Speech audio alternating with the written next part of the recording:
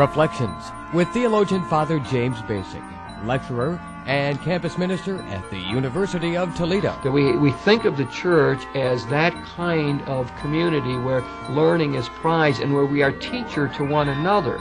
Today on Reflections, Father Bacik talks with Sister Pat Schnapp, who is a doctoral candidate at Bowling Green State University. Father Bacik and Sister Schnapp will discuss ministry as a compassionate presence. And now, here is Father Bacik. Pat, you have spent many years in the active ministry, trying to serve others in various ways, and so I would like to talk with you a little bit about the whole question of ministry, and I'd like to specify it in the direction of what I call compassionate presence. That is a type of ministry where we simply try to be present to other people, to try to be responsive to their needs, and to do whatever we can to help them. And I suppose when I begin, first of all, are you ready to talk a bit about this whole question of ministry?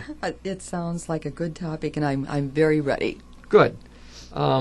I suppose if we mention compassionate presence, one of the persons people would immediately think of is Mother Teresa of Calcutta. And I think that she would be a good model of this whole type of ministry. She's a woman who is interested in caring for those who are hurting most in society. We have those people in Calcutta who are born on the streets and live on the streets and die there, who throughout their whole life do not really have a place, a home to go to. And Mother Teresa, in their dying stages, goes out to them and picks them up and takes them to a place where they will receive some kindness. I suppose one of the things about her ministry is that she doesn't particularly try to make them well again or overcome their particular situation in society, but she just wants to be with them in that terrible time of dying. And that's one of the reasons I pick her as a model now of this compassionate presence.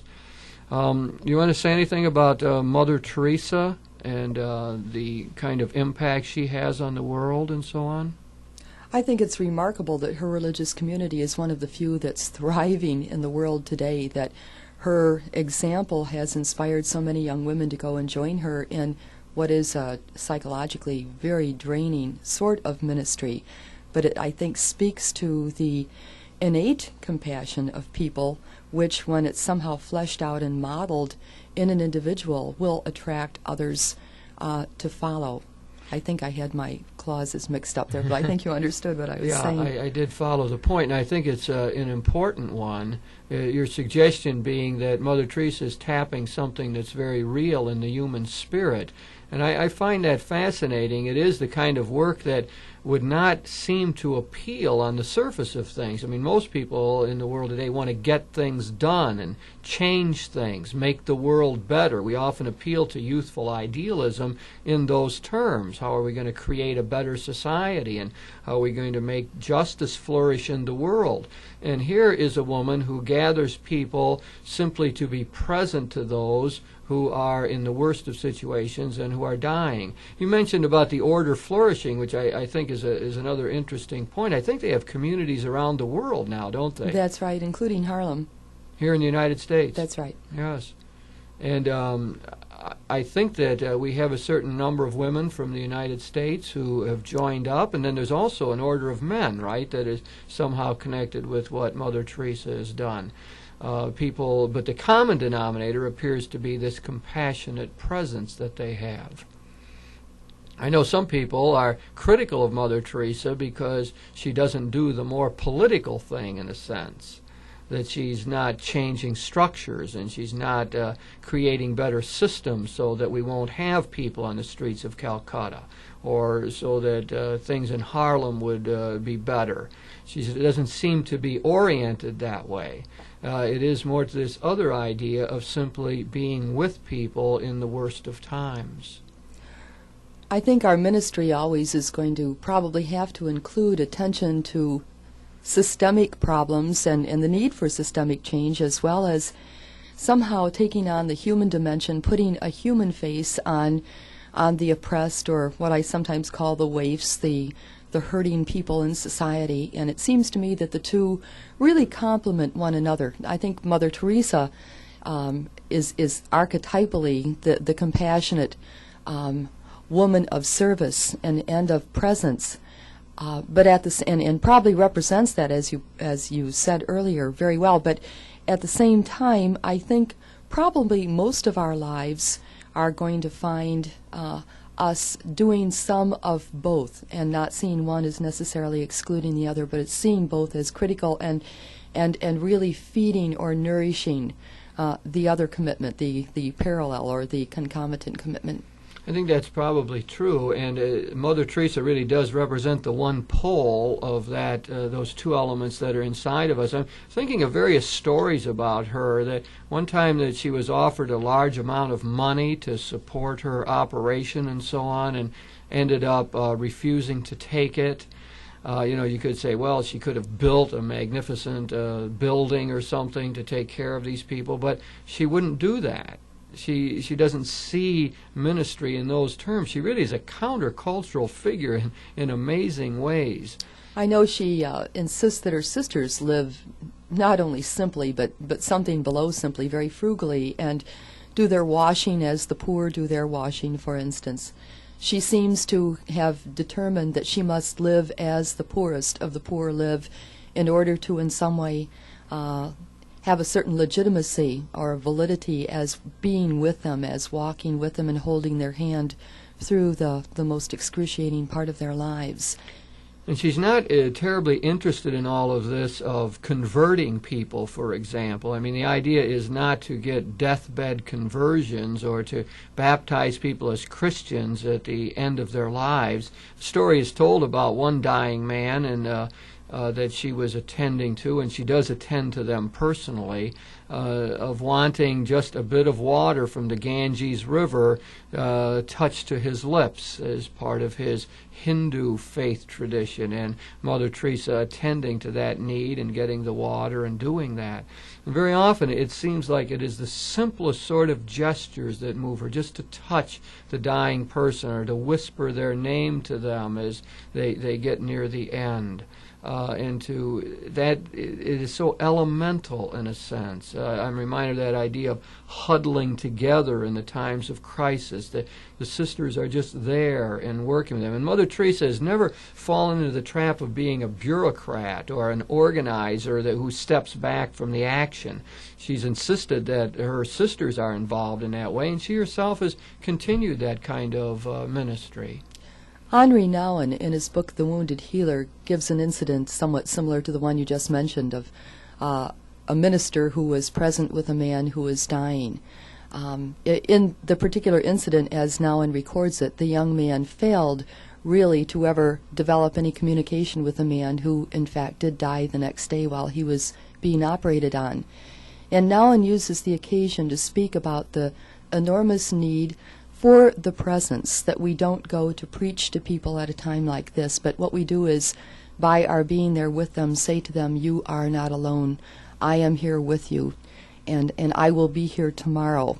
And there is someone who cares, and somehow the major ministry at that point is to crash through the sense of loneliness that people so often feel at a time when they sense they are close to death, and to simply let them know that there is another human being who cares and who is not going to desert them at this time.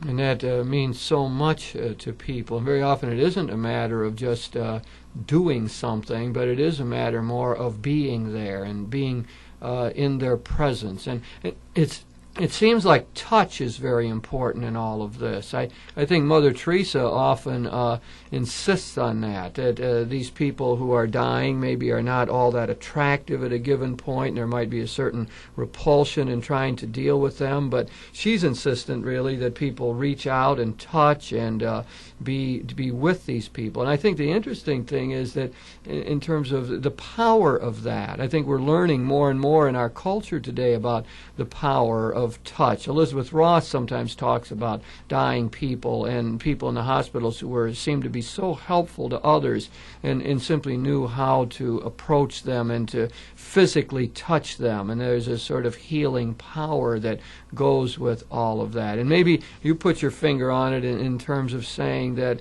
well, the people don't feel abandoned then. They don't feel alone.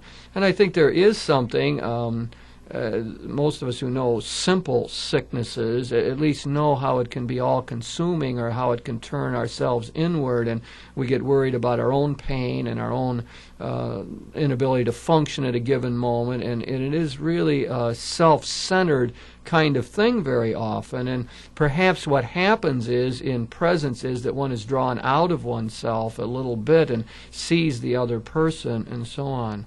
I just recently prayed with a priest who was dying, and it was a very powerful experience because it wasn't just a matter of me praying for him, but him praying for me and us together praying for others. And it was, to me, a very moving experience, and it just seemed totally natural and so on to ask that prayer from him and ask that blessing from him. And I believe that sort of represents a way of approaching this, that Mother Teresa always suggests that we get more out of the ministry in this terms than we put into it. And especially dealing with the extreme situations she handles, one can begin to, with sense that, well, it's a giving thing, and you don't get anything back. But her claim is that you do, and I was just relating my own simple experience that I felt very ministered to by this dying priest who was talking to me about the faith and the importance of carrying on and being myself in the ministry and being concerned about peace and justice and so on. He was encouraging me in the midst of his own pains and sufferings, which I found to be extremely powerful experience. I would certainly agree that we generally get back much more than we give to any experience of ministry. And it's sometimes difficult to try and articulate what it is we get back, but I suppose at some elemental level, we not only, for one thing, of course, feel good because we know that what we have done is a good thing to do. But beyond that, I think that the person who allows us to minister, who allows us to be present in their pain, invests us with a sense of our importance and significance to them. In a sense, they priest us. They bestow on us a sort of a priestliness by allowing us to be with them and by, almost without exception, of course, demonstrating their gratitude for our presence and thereby, I suppose, shoring up our sense of maybe of significance. Mm-hmm. And esteem, yes, worthwhileness. Yeah, I think that's an insightful point. When you talk about Mother Teresa in terms of compassionate presence, probably one of the problems with that is that we put it at the extreme end of the spectrum. That is, she is dealing with people in the worst of cities, Calcutta, with the worst kind of poverty, and people who are preparing to die. And yet I would think that this ministry of compassionate presence needs to be carried out and is carried out in so many other simpler kinds of settings. And so we have counselors who sit by for hours listening to people, maybe not even having any good advice to give or anything particular that they can help them with, but just being able to listen and absorb the pain and to hear the words that people are uttering. And we have mothers who are just patiently present to their families and caring for them and being with their children, often, again, maybe without something particular to contribute in a given situation other than that kind of presence. We probably could think of all kind of examples like this. I think students often do that for one another. So we have students who, just are a good ear, a good shoulder to cry on. They just simply, people know they can talk to them, and they will not get a lot of judgment, not of harsh analysis, but simply, okay, I'll drink in what you are about now. And it can be in simple kinds of hurts. People hurt over a relationship, or upset with a minor depression, or dealing with the hardships of the day. To have that presence seems to be so important to us. So I don't want to let the Mother Teresa thing, cloud it and say, well, that's great, we'll have a few more Mother Teresas in the world and we'll be fine. I think that the Christian message is saying that, no, we need to exercise this kind of compassionate presence for one another, and there really are a lot of people around who end up doing this. Nurses who care for the sick, very often without being able to do anything particular to help them. So the compassionate presence in daily life maybe is one thing that we want to cultivate. I like the point you make about the fact that we don't even necessarily have to say anything. That to listen, to allow somebody to spill out what's been bothering her or him, first of all, allows them a vent. But secondly, if they're pouring out some problem, some mistake perhaps they've made, and we can listen and, as you said, not judge, not act shocked, I think it's easier for them to come to terms with the fact that, well, maybe they aren't such a terrible person. Maybe they're feeling very bad about what they have done or what they neglected to do. And if we can listen and demonstrate that we still care for them regardless of what it is that they have done, that in some way we're doing what the priest does in the confessional. We're helping them see that they are forgivable, they're still lovable, and in turn I think this helps them then in forgiving themselves and in moving on to a different point. Yes, I think there is a growth process involved in all of that. It seems important to name this whole ministry. I know in doing the campus ministry studies that I found out that a lot of campus ministers think of their ministry as one of presence. That is, they're on commuter campuses, or they're in situations where they can't have a lot of programs, they don't have lectures and liturgies and so on. And one of the things that they do is they're just around the campus. They sit in the lounges, or they're present at the graduations, or they're where the students are, and they very often, whatever good they do evolves out of that. Maybe they're sit in a certain place in the union and students know they can come and talk to them there.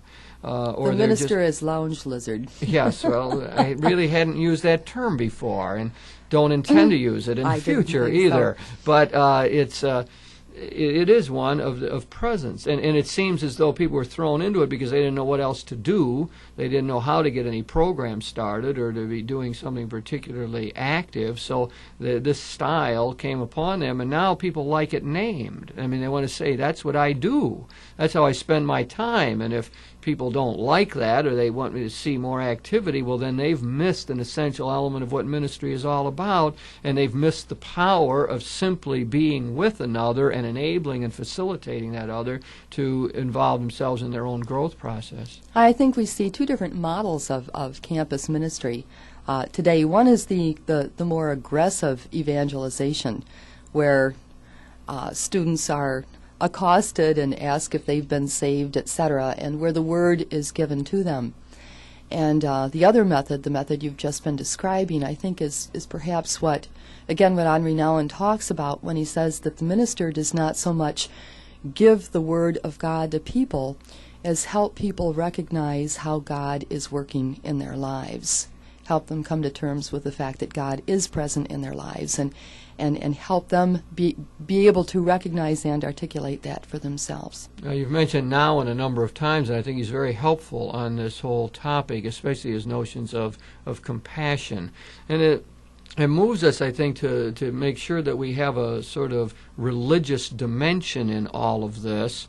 Out of our Judeo-Christian tradition, I think we see God as the compassionate one, and also the Muslims talk about Allah as the compassionate one. We have a line in Luke's Gospel 6:36 where it says, "Be compassionate as your heavenly Father is compassionate." Interesting, the parallel passage in Matthew says, "Be perfect as your heavenly Father is perfect," which has set up a lot of guilt trips for people and impossible ideals and so on. But I like this version of Luke better in a way. Be compassionate as your heavenly Father is compassionate.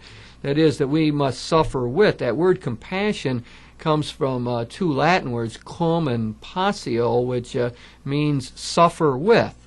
And that's a good statement, I think, of the type of presence that we're looking for here, one that suffers with, that is empathetic, that crawls behind the other's eyes and walks in their shoes and tries to get a sense of what it feels to be like in that particular situation. Again, not always with answers, but with a real attempt to pass over to the other person's viewpoint. Be compassionate as your Heavenly Father is compassionate. Suggestion, of course, that God is the compassionate one, totally so. Yes, you're going to say? I was going to say, I think precisely why we sometimes back away from a situation where we know there is pain is because we have a sense that we're not going to get out of the situation clean, that somehow we will be completely ineffective unless we're willing to enter into that pain. And if it's a matter of seeing someone who is perhaps nearing death or someone who is going to be going through a very long and painful illness, we realize it's not going to be a one-shot deal. We either make a commitment to walk for a long time with the person, or else we decide not to enter in at all. And I would agree with you that we have to crawl into a painful situation, and I think this sets up fears in many people who don't really know if they have the strength to do this.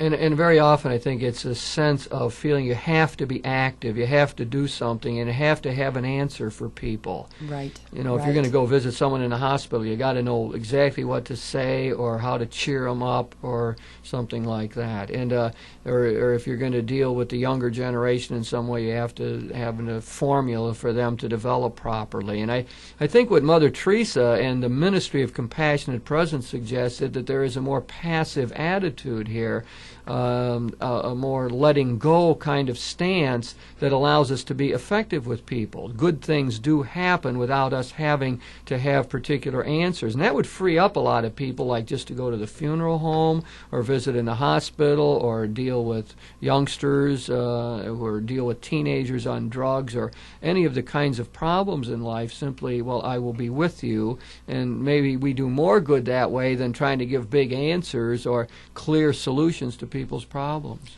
I think one of the dangers in our concern for degrees and for professionalism today is precisely that we, I think, get frightened from that which we feel we have not been professionally prepared for. Well, I can't go see so-and-so. She's got a serious mental problem, and I'm not a trained counselor.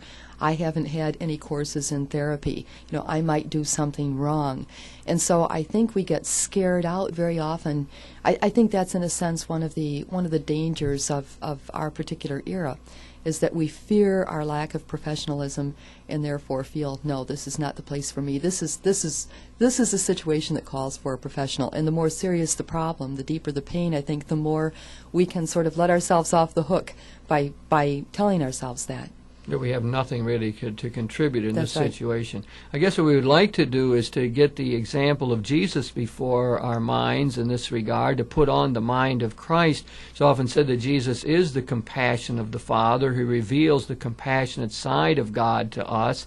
We look at him as one who going about doing good, touching those who are sick and speaking to those who are down and out and reaching out to the oppressed and touching, in your favorite phrase, the waifs of society. And that Jesus really gives us the example of what this is all about. And more so, he really identifies himself with these people. And that's one of Mother Teresa's great theological insights, it seems to me. She has that line of saying that, well, if you can see Jesus in the host at Mass, then you ought to be able to see him in the faces of the suffering and the poor in our world. And I think it is that simple sort of correlation that's really important. That is the Christian claim. Christ not only went about doing good and told us to do that, but in turn turned it around and said he was the one who was ministered to when we reach out to others. So it seems like there is a model that we're getting from Jesus here, although his ministry has a very active side as well, and we often catch that in the Gospel. Still, I have this sense of presence, that his presence made a difference. His presence made an impact on people. I think often we too tend to feel that we will minister where the person is somehow deserving of our ministry, where the person somehow is worthy. but that there's a certain class of people whose actions, whatever they may be, somehow have made them unworthy, and that somehow they deserve whatever they're suffering right now because of their perhaps antisocial behavior or their violent behavior. And again, I think we see Jesus as the model who reached out to the very people in his own society who were indeed the outcasts and didn't simply restrict himself to what we might call the deserving poor of his day. Yes. I was thinking, too, you've raised the psychological side of this a number of times, and I think very effectively about what would prevent us, our own fears and the professionalism and so on. I was thinking that positively what we would need to develop, I think, is a healthy understanding of time. One of the things I see in people who minister well with compassion is that they have time for people. They don't give others the impression that they're in a hurry and that they're not available or they got to be someplace else. They are able to relax and be in the other person's presence and totally attend to what is going on, to be totally present to the person who is claiming their time and energy at this moment. And I think that's a very helpful thing to keep in mind. I know I struggle with that in my own life. Where is this presence to people, and there's always so much to do and tugs on time and so on. But the people I admire in this regard don't come across that way. They seem as though they are there and they have time for people. And there's something about not looking at one's watch that conveys to the person who's being ministered to that person is more important than getting to Food Town and doing one's shopping before supper by a certain time. So even that relaxation about time speaks to the person being ministered to of her or his importance. You have marvelous psychological insights into this, Pat, and I think you really live that out, this compassionate presence in your own life, and I appreciate that. We're talking about ministry, and there's many ways to look at ministry, and one model of it or one type of it is this, what I like to call compassionate presence. I see it modeled in Mother Teresa, the apostle of Calcutta, who reaches out to those really hurting in her society and doesn't try to make things different in any particular way, but is simply there for their benefit. And I see her as a model for all of us in simple things of life, just to be present to people.